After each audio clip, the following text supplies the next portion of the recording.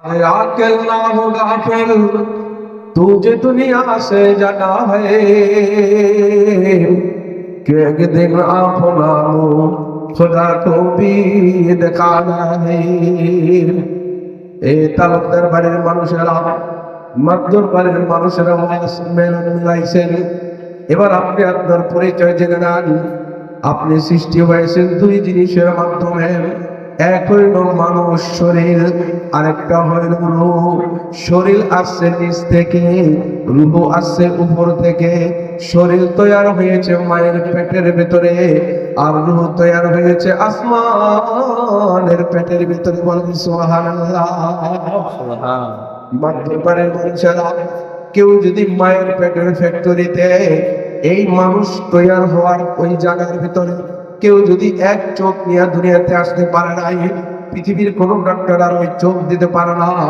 মাটির মায়ের পেটের ভিতরে এক মানুষ যদি এক হাত না নিয়ে আসে, ওই হাত আর কেউ লাগাইতে পারে না। কথা বলেন ঠিক কিনা? মানুষ সৃষ্টি হয়েছে মায়ের পেটে, এই জন্য মায়ের পেট থেকে যে যা নিয়ে আসে ওই জিনিস নিয়ে এই দুনিয়াতে চলে।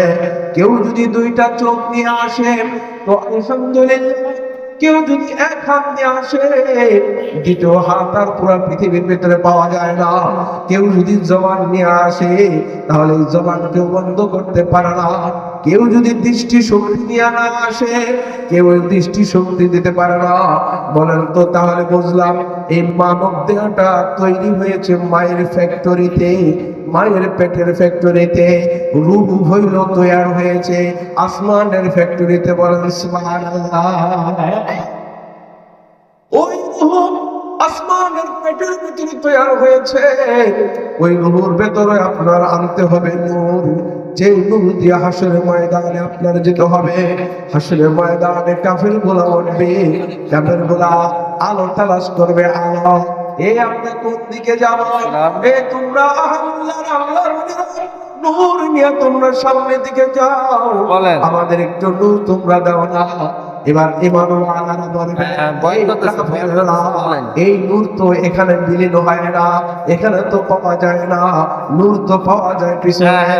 পিছনে আসে জিজ্ঞাসা করে, নূর পায় না। পিছন বলতে বুঝাইছে আসমান যে রূহ তৈরি হয়েছে, ওই রূহ তৈরি হওয়ার ক্ষেত্রের ভিতরে যে যতটুকু নূর তৈরি পেয়েছে, যতটুকু নূর অর্জন করছে, ওই মানুষটা হাসরের ময়দানে ওই নূরের আলো দিয়ে চলাফেরা করতে থাকবে। সুবহানাল্লাহ। চোখ বন্ধ হবে। মেরে মুহতারাম ভাই, 2 রাকাত নামাজ পড়েছি আল্লাহ পাকের দরবারে, আল্লাহু আকবার বলে দাঁড়াইলাম, রুকু সিজদা সব কিছু করলাম। এবার বুঝলাম তাহলে দুই জিনিস দেওয়া যেহেতু মানুষ তৈরি হয়েছে, শরীর এবং রূহ, তাহলে এখন শরীর কি আর রূহ কি? রূহ হইল ড্রাইভার, শরীর হইল গাড়ি। রূহ হইল ড্রাইভার, শরীর হইল গাড়ি। রূহ যদি না চলে, রূহ যদি দেহে না থাকে, এই গাড়ি চলে না। কথা বলেন ঠিক কিনা? একটা বাস গাড়ি চালাইবেন, ড্রাইভার যদি চলে তো বাসের সব সিট নিয়ে চলতে পারে। ড্রাইভার যদি না চালায় তাহলে ওই বাস আর সামনের দিকে যায় না। এই আমার ভাইয়েরা, মাধ্যম বাড়ির মানুষেরা, শিবচরের মানুষেরা খেয়াল করেন, এই দেহর আগে হইল রূহ বড় শক্তিশালী, রূহ হইল ড্রাইভার, এই দেহ হইল গাড়ি। রূহ যদি শক্তিশালী বেশি হয়, এই গাড়ি নিয়ে চলতে পারে। বলেন সুবহানাল্লাহ।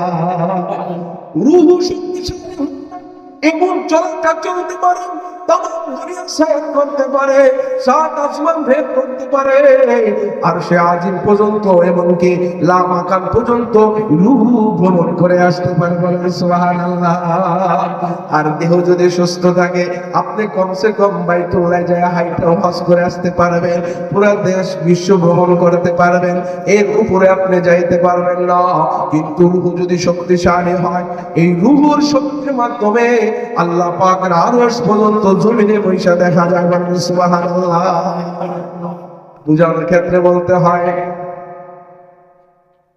খাজা নিজামুদ্দিন আউলিয়া রাহমাতুল্লাহ আলাইহি এমন প্রেমের মিলন যখন মিলতেছিল, গান গাইতেছিল, এমন ওয়াজের মাহফিল যখন যেখানে চলতেছিল, ওই মজলিসে ছিলেন খাজা নিজামুদ্দিন আউলিয়া।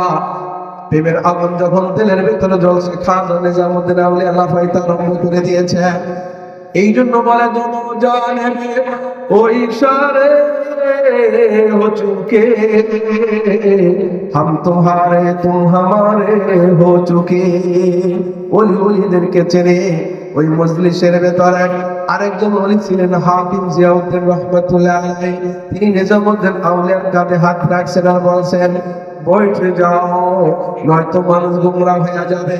নিজামুদ্দিন আউলিয়া বসে ফেললেন। আবার ওয়াজ চলতেছে, প্রেমের গল্প চলে, প্রেমের কবিতা চলে। নিজামুদ্দিন আউলিয়া আবার লাফাইতে আরম্ভ করে দেয়। হাকিম জিয়াউদ্দিন রহমাতুল্লাহ আলাইহি আবার তারে বসাইয়া দেয়। আবার প্রেমের গল্প চলে। দ্বিতীয়বার নিজামুদ্দিন আউলিয়া দুই পায়ে আর লাফায় না, এক পায়ে লাফাইতে আরম্ভ করে দেয়। বলেন সুবহানাল্লাহ। আল্লাহ আল্লাহ মিকুনাদ আরদো সামা, আল্লাহ আল্লাহ মিকুনাদ যাও হাওয়া, আল্লাহ আল্লাহ মিকুনাদ শামস কামার, আল্লাহ আল্লাহ মিকুনাদ শজর হাজার, হাজার মে শজর মে তেরি রঙ্গ মোহে, जिधर देखता हो उधर तू है तू ही। এবার প্রেমের মেলন মেলা যখন শেষ হয়ে যায়, কেউ তো বাড়িতে চলে যায়। কিছু আশিকরা হাকিমউদ্দিন জিয়াউদ্দিন রহমাতুল্লাহ আলাইহি বলছে, এ হাকিম বুঝলাম না, নিজামুদ্দিন আউলিয়া দুইবার লাফাইলেন, দুইবার আপনি বসাইয়া দিলেন, তৃতীয়বার যে বসাইলেন না, ব্যাপার স্যাপার কি? এই মধ্যবারে মানুষেরা খেয়াল করো, টাকা হইলে পেরানো দিয়া সারা দুনিয়া ঘোরা যায়, টাকা হইলে টিকিট কাইটা বিদেশে যাওয়া যায়, কিন্তু রূহ শক্তিশালী কোথায় যাওয়া যায় এটা শোনেন। এবার হাকিম জিয়াউদ্দিন বলে, আরে বাবারা তোরা এটা বুঝবি না, ইয়ানে শেকুমা শুকুর মজিস কেরামান কাতিবিন রাহাম খবর নিস, আশিকারা মিল্লাত মযহব জুদাস, আশিকারা মিল্লাত মযহব খুদাস। হাকিম জিয়াউদ্দিন বলে, বাবা এটা প্রেমের খেলা, এগুলো তোরা বুঝবি টুঝবি না। কয় না হুজুর, না বললে ছাড়বো না। কয় তাহলে শোন, প্রেমের আলোচনা যখন চলতেছিল, আশিক মাসুকের যখন বয়ান চলতেছিল, আশিক মাসুকের যখন প্রেমের কবিতা বলতেছিলেন বক্তা, এই ইশকের আগুন খাজা নিজামুদ্দিন আউলিয়া রহমাতুল্লাহ আলাইহি দিলের ভিতরে যায় লাগছে। লাগার পরে খাজা নিজামুদ্দিন আউলিয়ার রূহটা এবার খাঁচাটা দুনিয়াতে লাফাইছে, কিন্তু রূহটা প্রথম আসমানে যাইয়া আল্লাহ আল্লাহর জিকির আরম্ভ করে দিতে। বলেন সুবহানাল্লাহ। আমি তাকাইয়া দেখলাম বুড়ি থেকে রূহ বাইরে যা আসমানে যে লাফাইতেছে। আমি ওখানে গেলাম, ওখানে যাইয়া ওই রূহের কাঁধের উপর হাত রাখলাম। তোমরা দেখছো আমি নিজামুদ্দিন আউলিয়ার এই জমিনের এখানে কাঁধের উপর হাত রাখছি, কিন্তু আমি এখানে ছিলাম না। আমি ওখানে যাইয়া ওই রূহের কাঁধের উপর হাত রাখছি। কয় এখানে বসাইয়া দিলাম। কয় দ্বিতীয়বার যে বসাইলেন, কয় দ্বিতীয়বার যে তাকাইয়া দেখি এই রূহ প্রথম আসমান অতিক্রম করিয়া দ্বিতীয় আসমানে চলে যায়, দ্বিতীয় আসমান অতিক্রম করিয়া দ্বিতীয় আসমানে চলে যায়, তৃতীয় আসমান অতিক্রম করিয়া চতুর্থ আসমানে যে লাফায়। আমি এখানে বৈশা দেখলাম। আমি ওখানে চলে গেলাম, ওখানে যাই নিজামুদ্দিন আউলিয়ার রূহের কাঁধের উপরে হাত রাখলাম। তোমরা দেখছো দুনিয়ায় নিজামুদ্দিনের কাঁধের উপরে হাত রাখছি। কয় বুঝলাম তুমি চতুর্থ আসমানে চললা, এবার তারপরে তুমি যা নামাইলা কামাইলা না, তুমি যে দাঁড়ায় দাঁড়ায় দেখতেছিলা। কয় এটা বলতে চাই না। কয় না বললে ছাড়বো না। কই যখন যখন চলতেছিল আশিকের অন্তরের ভিতরে, খাজা নিজামুদ্দিন আউলিয়ার অন্তরের ভিতরে এমন আগুন ধরাটা ধরছে। এবার রূহটা আমি তাকাইয়া দেখি চতুর্থ আসমানে নাই, পঞ্চম আসমানে নাই, ষষ্ঠ আসমানে নাই, সপ্তম আসমানে নাই। এর উপরে হায়াতের দরিয়া ওখানেও নাই, এর উপরে জুলুমাতের দরিয়া ওখানেও নাই, এর উপরে সিদরাতুল মুনতাহা ওখানেও নাই, এর উপরে লম্ব কলম ওখানেও নাই। যাইতে যাইতে রূহটা আল্লাহ পাকের আরশের সামনে, মালিকের সামনে কথা বলা আরম্ভ করে দিয়েছে। রূহু শক্তিশালী হইলে শুধু জমিন ভ্রমণ করে এমন না, রূহু শক্তিশালী হইলে আর সে আজমে যাওয়া যায়। শুধু এতটুকু বুঝলে হবে না, শোনেন নিজামউদ্দিন আউলিয়া এবং তফকার আহলুল্লাহ ছিলেন। এক আমির খুসরু রহমাতুল্লাহ আলাইহির বাবা আমির খুসরুকে নিয়ে গেলেন, বাবা চলো নিজামউদ্দিন আউলিয়ার দরবারে যাই, উনি বড় উনি বড় আহলুল্লাহ, উনি বড় আল্লাহর ওলি। এবার আমির খুসরু রহমাতুল্লাহ আলাইহিকে তার বাবা তার খানকায় লইয়া যায়। কথা তাড়াতাড়ি বলতেছে, আমার শাইখ মুর্শিদ চলে আসবে, আমাদের রাহবার চলে আসবে, হাজী শরীয়তুল্লাহর বংশ চলে আসবে। এরা তো এমন ইতিহাস তৈরি করে গেছেন, ব্রিটিশ তাদেরকে দেখে ভয় পাইতে হয়েছে, পালাইতে বাধ্য হয়েছে। ব্রিটিশের চাইতে শক্তিশালী শিবচরের ভেতরে এমন কোন লিডার পয়দা হয় নাই। এরকম পীরজাদা হানজালা এবং এই বাহাদুরপুরের মহাভারতের মানুষের চোখের সামনে চোখ রেখে কোন ব্যাধ অন্যায় কাজ করতে পারে বলেন ঠিক কিনা?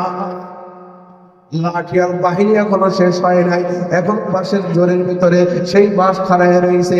আবার যদি রক্তের প্রয়োজন হয়, আবার যদি যুদ্ধের প্রয়োজন হয়, এটা আমাদের পারিবারিক বিষয় না, আল্লাহর ইজ্জত টিকায় রাখার জন্য, আমার নবীর শান বলবৎ রাখার জন্য, আল্লাহর নবীর ইজ্জত, আমার নবীর শান বলবৎ রাখার জন্য যদি আরেকটা যুদ্ধের প্রয়োজন হয়, মাত্র পানির মানুষেরা তোমরা যদি সেখানে আগে আগে দাঁড়াইতে পারো, হাসরের ময়দানে নবীর সামনে আগে আগে যাইতে পারবা। কথা ঠিক কিনা?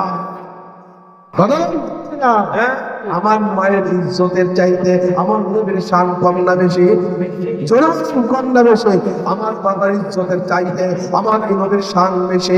মেরে মুহতারাম ভাই, এই নবীকে যিনি বানাইছেন, কুল কায়নাতকে যিনি বানাইছেন, পুরা মাখলুককে যিনি বানাইছেন, আজ কোথায় কারো কোন নাস্তিক, আজ কোথায় কারো কোনো বাউল ফাউল, আমরা এটাকে আজকে দেখলাম, দেখার পরও সহ্য করে রইলাম।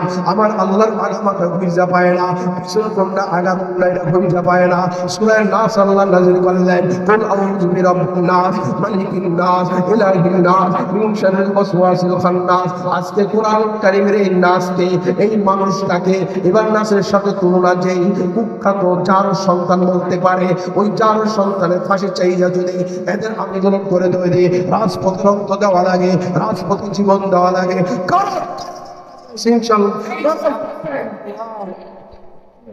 আমার মায়ের ইজ্জতের চাইতে, আমার বাবার ইজ্জতের চাইতে, আমার মাকে কেউ গালি দিলে, কেউ গালি দিলে ছেলে হিসেবে যেহেতু বসে থাকতে পারে না, আমাদের রক্তবিন্দা শরীরে বাধা অবস্থায় সাথে পূজা করা না করা পর্যন্ত যেমনি ঘুম আসে না,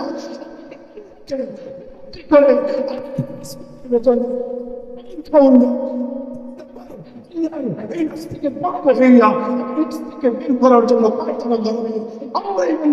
ঘুমাই যাই নাই, যদি আমার রাজপথে নামতে হয়, যুদ্ধের নামতে হয়,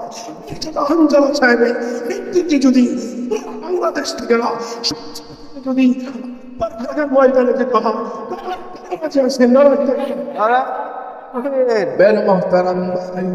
যদি শক্তিশালী হয়ে যায়, আমির খুসরুকে নিয়ে গেলেন বাবা আমিরে নিজামউদ্দিন আউলিয়ার কাছে।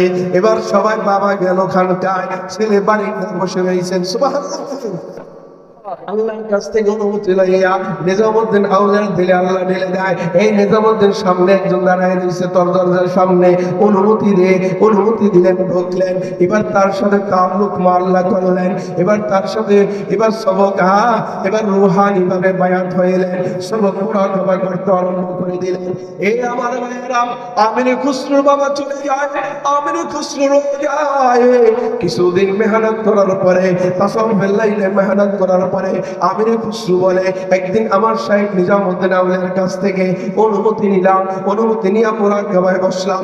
মুরাকাবার হালাতে আমি এমন এক স্থানে পৌঁছে গেছি, এখন আমি বাংলাদেশে আছি, আমি চিনতেছি না, না প্রথম আসমানে, না দ্বিতীয় আসমানে, না তৃতীয়, না চতুর্থ, না পঞ্চমে, না লম্হায়, না কলমে, না আরশে, জগতে আমি নাই।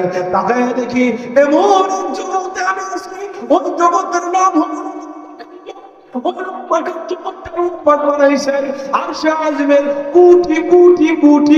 বছরের রাস্তা, এর উপরে আল্লাহ পাক বানাইছেন লামাকান। ওই লামাকান শহরের ভেতরে উনি তাকে দেখেন, ওই জায়গায় উপস্থিত, ওই জায়গায় তাকে দেখে, ওই জায়গায় আল্লাহর আশিকরা গলা কাটা মুরগির মতো আল্লাহ আল্লাহ জিকির আরম্ভ করে দিয়েছে।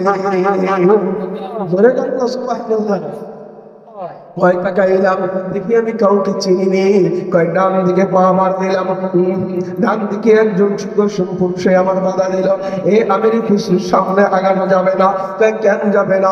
কয় নূরের তাজাল্লিতে পয়রা সারখানো হয়ে যাবা। বাম দিকে আমি পাক অগ্রসর হলাম, বাম থেকে ওই সুদর্শন পুরুষ আইসা থামাইল। নিজামুদ্দিন আউলিয়া আল্লাহু আকবার, আমির খুসরো বলে একজন সুদর্শন পুরুষে থামাইলেন। আমি আর যাইতে পারলাম না, মুরাকাবা এক সময় শেষ হয়ে গেল। আমি দেখলাম ওই জগতের সভাপতি হলেন মহান আল্লাহ, প্রধান অতিথি হলেন মুহাম্মদ রাসূলুল্লাহ। আর যেই পুরুষে তার বাধা দিয়া রাখছিলেন এর নাম হইল নিজামুদ্দিন আউলিয়া। দুনিয়ার মানুষ বুঝাইতে চায় রূহ যদি শক্তিশালী হয় লামাকানে ভ্রমণ করতে পারে, রূহ যদি শক্তিশালী হয় আর সে আজমে যাইতে পারে, রূহ যদি শক্তিশালী হয় জমিন ভাগ করে জমিনের তলদেশে কি আছে এটাও দেখা যায়। রূহ যদি শক্তিশালী হয় বাইতুল্লাহ যাওয়া যায়, রূহ যদি শক্তিশালী হয় প্রথম আসমান, দ্বিতীয় আসমান, তৃতীয় চতুর্থ পঞ্চম আসমান যাওয়া যায় কি যায় না? বডি সুস্থ থাকে কতটুকু? বডি সুস্থ থাকে দুনিয়া ছায়ার কথা। এই জন্য শরীর হইল ড্রাইভার, শরীর হইল গাড়ি, রূহ হইল ড্রাইভার। এই জন্য এই শরীর যেহেতু মাটির তৈরি, নিচ থেকে আসছে, এই জন্য শরীরের খাবার হয় নিচ থেকে, আলু নিচ থেকে, ভাত নিচ থেকে, চাউল নিচ থেকে, ডাল নিচ থেকে, কথা বলেন ঠিক কিনা? লং এলাচি দারচিনি ফল পাকড়া যাই বলেন সব হয় নিচ থেকে। কেমনে মাল্লা নিচ থেকে কেন হইল? কই তোরে বানাইছি নিচ দিয়া, সুবহানাল্লাহ। মাটি দিয়া তোরে বানাইছে, মাটি হইল তোর খাবার। এটাকে যদি সেটিং করে খাস, সকালবেলা যদি সুন্দর মতো পেট ভরে খাস তাহলে তোর শরীর ভালো, দুপুর বেলা কম, রাতের বেলা তো একেবারে কম। এবার সুন্দর মতো তুমি সুন্দর তরিকা খাইলা, তোমার এই গাড়িটা খুব সুন্দর থাকবে, তোমার এই গাড়িটা খুব শক্তি পাবে, তোমার এই গাড়ির ভেতরে ডায়াবেটিস নামক জিনিস ঢুকতে পারবে না, তোমার এই গাড়ির ভেতরে ক্যান্সার রোগ ঢুকতে পারবে না, তোমার এই গাড়ির ভেতরে বিভিন্ন কলেরা রোগ ঢুকতে পারবে না। যদি তুমি নিচের তৈরি ভালো জিনিস যদি সুন্নাতের উপরে তুমি খাইতে পারবে না, সুবহানাল্লাহ। রূহ হয়েছে থেকে আসছে, ইয়াসআলুনাকা আনির রূহ কুলির রূহু মিন আমরি রাব্বি। এই রূহ সম্পর্ক হইল আসমান ওয়ালার সাথে, উপর থেকে আসছে রূহ। এবার রূহের খানাটা আসবে, আসমান থেকে রূহের খানাটা আসবে, সুবহানাল্লাহ। জমিন থেকে যেহেতু খাবার আসছে শরীরে, রূহ আইছে উপর থেকে, খানা হবে উপর থেকে। মাওলা রূহের খানাটা কি দিমু? কয় কি দিমু জানো না? মাদ্দর বাড়ি যে আজকের যে ওয়াজ মাহফিল দিছে এই রূহানি কথাই হবে রূহের খোরাক। এই মাদ্রাসাগুলা দিছে, মাদ্রাসার কোরআনের তালিম হবে রূহের খোরাক, মাদ্রাসার হাদিসের তালিম হবে রূহের খোরাক, এবং কি পীর মুরিদি লাইনে, তাজকিয়ার লাইনে জিকির মুরাকাবা হবে রূহের খোরাক, নামাজ হবে রূহের খোরাক, জিকির হবে রূহের খোরাক, হজ হবে রূহের খোরাক। কথা বলেন ঠিক কিনা? তাহলে জিকির যত বেশি করলাম, নামাজ যত বেশি পড়লাম, আমার গুনাহ যত কম করলাম, যত নেক কাজ বেশি করলাম, রূহ হইল শক্তিশালী বেশি হইল, সুবহানাল্লাহ। মুহতারাম ভাই, এই জন্য আমাদের মেয়েরা রূহ হইল আসল, দেহ হইল নকল। রূহ হইল আসল, দেহ হইল নকল। তোমার দেহ তো এই দুনিয়ার মাটির ভেতরে পড়ে যাবে, রূহটা চলে যাবে ইলিনে, রূহটা চলে যাবে আল্লাহ পাকের কাছে, কথা বলে ঠিক কিনা? এই জন্য রূহটাকে যদি তুমি ঘষা মাজা করো, রূহটার ভেতরে যদি অক্সিজেন ঢুকাও, আদম সফিউল্লাহ যাইতে পারে নাই সেই আরশে আযিমে, সুবহানাল্লাহ। নাজিউল্লাহ যেতে পারে নাই আরশে আযিমে, মুসা কালিমুল্লাহ না, ঈসা রূহুল্লাহ না, ইসমাঈল জবিহুল্লাহ না, ইব্রাহিম খলিলুল্লাহ না, জাকারিয়া নবী না, ইউসুফ নবী না, ইয়াকুব নবী না, ইউনূস নবী না, আইয়ুব নবী না, দাউদ নবী না, ইসহাক নবী না, জাকরিস নবী না, লূত নবী না, কোন নবী যাইতে পারলো না ওই জায়গায়। ভাই রূহের ভিতরে ওই অক্সিজেন ঢুকানো হয় নাই, যেই রূহের ভিতরে যে অক্সিজেন ঢুকানো হয় ওই অক্সিজেন পাওয়ার দিয়ে দূর পর্যন্ত যাইতে পারবে। কোন পয়গম্বর সিনার ভিতরে দেওয়া হয় নাই। আল্লাহ পাক মুহাম্মদ রাসূলুল্লাহকে উম্মে হাবির ঘর থেকে জাগাইয়া বাইতুল্লাহ হাতমে কাবায় লইয়া জমজমের পানি দিয়া কলবটাকে বের কইরা কলবের ভিতরে আসমান থেকে রেশমি রুমাল দিয়া ঢাকা স্বর্ণের পাত্রের ভিতরে ঈমান এবং হিকমতের অক্সিজেন ঢুকাইছেন। এবার রূহ পাওয়ার হয়ে গেছে, রূহ পাওয়ারফুল হয়ে গেছে। এবার এই আবার ওই কলবটাকে জিবরাইল জায়গা মতো রাইখা সিনাটা লাগাই দিয়েছেন। এবার পুরাকে উঠছেন, প্রথম আসমান পাড়ি দিয়ে গেছে, দ্বিতীয় আসমান পাড়ি হয়ে গেছে, তৃতীয় আসমানের উপরে চলে গেছে, পঞ্চম আসমানে চলে গেছে, ষষ্ঠ আসমানে চলে গেছে, সপ্তম আসমানে চলে গেছে, সিদরাতুল মুনতাহায় চলে গেছে, লৌহ কলম পাড়ি দিয়েছে। এরপরে আল্লাহ পাকের আরশে হাজিরে চলে গেছে। বলেন সুবহানাল্লাহ। শক্তিশালী হইলে আপনি রূহ দিয়া সব জায়গায় সায়ার করতে পারবেন। দেহ শক্তিশালী হইলে আপনার পায়ের হায়াত যতক্ষণ আছে ততক্ষণ আপনি চলতে পারবেন। দুনিয়ার পায়ের নিচে মাটি থাকলে চলতে পারবেন, নয়তো চলতে পারবেন না। বলেন ঠিক কিনা? এবার এই কথাটা বোঝানোর জন্য আমার এত বয়ান। আল্লাহু আকবার। শরীর হইল মাটির, রূহ হইল আল্লাহর উপর থেকে আসছে। এবার আল্লাহ পাক খানা কাবা বাইতুল্লাহ বানাইছেন।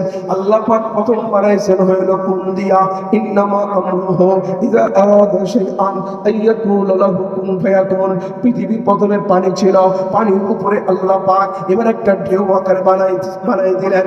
পশ্চিম দিক থেকে ঢেউ হয়, পূর্ব দিক থেকে ঢেউ হয়, উত্তর পশ্চিম দিকে ঢেউ হয়, দক্ষিণ দিকে ঢেউ আসে। সব ঢেউ এক জায়গায় যায় থামে, পানির ধাক্কায় ফেনা হয়। ফেনার উপরে আল্লাহ কোন মেশিন বানায়, কোন দিয়ে আল্লাহ বাইতুল্লাহ বানায়, এরপরে আদম সফিউল্লাহ বানায়, এরপরে নূহ নাজিউল্লাহ বানায়, এরপরে ইব্রাহিম খলিলুল্লাহ বানায়, এরপরে ইসমাইল সলিমুল্লাহ বানায়, এরপরে মুহাম্মদ রাসূলুল্লাহ বাল্যকালে 8-9 বছর সময় তিনিও এই কাজের সাথে শরীক থাকেন। সুবহানাল্লাহ। আল্লাহ পাক বলেন, আল্লাহ এই ঘর বানাইছি আমি মাটি দিয়া, এই ঘর বানাইছি আমি মাটি দিয়া। এই জন্য মাটির দেহ, এই জন্য মাটির তৈরি মাটির দেহ। এই খানায় কাবাকে পশ্চিম দিকে কিবলা বানাইতে হয়, খানার দিকে তাকাইয়া কিবলার দিকে তাকাইয়া নামাজ পড়তে হয়, এটাকে সামনে রাখতে হয়, অন্য দিকে রাখলে নামাজ হয় না। কথা বলে ঠিক কিনা? এবার কথা হইল, হুজুর বানাইছেন খানায় কাবা মাটি দিয়া, এই জন্য মাটির তৈরি দেহ রাখলাম খানায় কাবার সামনে। রূহ আইছে উপর থেকে, রূহটা রাখবো কোথায়? এবার রূহ যেহেতু আল্লাহ পাকের কাছ থেকে আসছে, তোমার রূহটাকে রাখতে হবে আল্লাহ পাকের সামনে। এই দুই জিনিস যখন মিলে যাবে, বাতিওয়ালাকে জিজ্ঞাসা করেন, ভাই নেগেটিভ আর পজিটিভ যদি মিলে যায়, মাহফিলের বাতি জ্বলে যায়। সুবহানাল্লাহ। তোমার দেহ যদি খানায় কাবা বাইতুল্লাহর দিকে রাখলেন, আর আপনার রূহটাকে যদি আল্লাহ পাকের সামনে রাখলেন, কেমন হবে জানো নে? কয় কেমন হবে? আমানে কমানেশ কে হাজ্জা আফগান দেখীর সিরে দারি নমস্কার তদবীর জলঙ্গা জলাওয়াঙ্গা এক সর জহাঁ কো জমি কো জমা কো মাটি কো মাকা কো। এই দুই জিনিস যদি দুই জিনিসের সামনে সেটিং কইরা যদি তুমি রাখতে পারো, বাতি জ্বলে যাবে। কোন বাতি জ্বলবে? রূহের বাতি জ্বলে যাবে। তুমি সেজদা দিলা জমিনে, আলী রাদিয়াল্লাহু তাআলা আনহুর মতো বলবা, আমি সেজদা দেই জমিনে, ঠিক দেখো, কিন্তু আমি দেখা আল্লাহ পাকের কুদরতে পায়ে সেজদা দিই। শুধু রূহকে মেহনত করলে অন্য জিনিসের মেহনত না। এই আমার ভাইয়েরা, এই জন্য রূহটাকে আল্লাহর সামনে কেমনে রাখবেন? এবার আপনি তো এই জায়গায় অপারদর্শী, আপনি তো এই জায়গায় পারবেন না, এই জন্য আল্লাহ পাক রাখবেন না। তুমি কোন দিকে রাখো, সারা আমি কোন দিকে থাকি, তোর কোন দিকে তুমি থাকো রে মাওলা? আল্লাহ পাকে বলে দেয়, আইনামা তুইয়ু ফাসাম্মা ওয়াজহুল্লাহ, जिधर देखता हो उधर तू है, इधर तू है उधर तू है, जिधर देखता हो उधर तू है, हजर में शजर में कोई रंग मोहे, जिधर देखता हो उधर तू है, तू मेरे नजदीक हर लेकिन मैं अंधा हूँ फिर बख्शे वो नूर बसीरा जिससे तू आवे नजार, तू खुदावंदे अमीनी, तू खुदावंदे शबानी, तो खुदावंद ज़मीनी तो खुदावंद समावे नूर अरफा कुनता जुल जलाल अशराबे अश्क तू कुन मुस्तहाल नूर अरफा कुनता जुल जलाल अशराबे अश्क तू कुन मुस्तहाल बरकत होशियार हर वरा के दस्तरिस्ते मारफाते कर देगा नहनु अक़रबु इलैहि मिन हब्लिल वरीद व फी अनफुसिकुम अफला तुबसिरून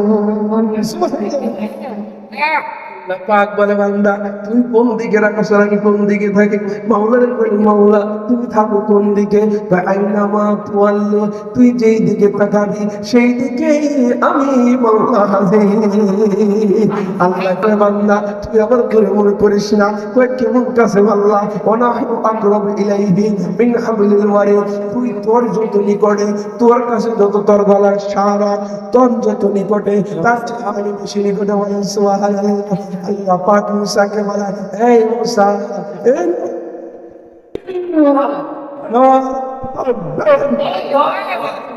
حنظلة ما يحضر شأن الأمان حنظلة شأن الأمان في الركبة في الركبة